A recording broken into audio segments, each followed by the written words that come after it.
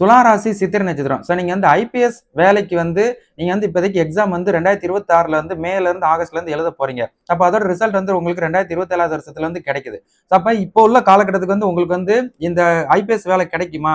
இல்லாட்டினா அது எப்ப கிடைக்கும் அப்படின்ற ஒரு கேள்வி உங்களுக்கு ஆட்டோமேட்டிக்கா இருக்குது. ஸோ உங்களோட ஜனன ஜாதகத்தை நான் டபுள் செக் பண்ணல வந்து உங்களோட ராசிக்கு லக்கணத்துக்கு வந்து 4ஆம் இடத்துல வந்து செவ்வாய்.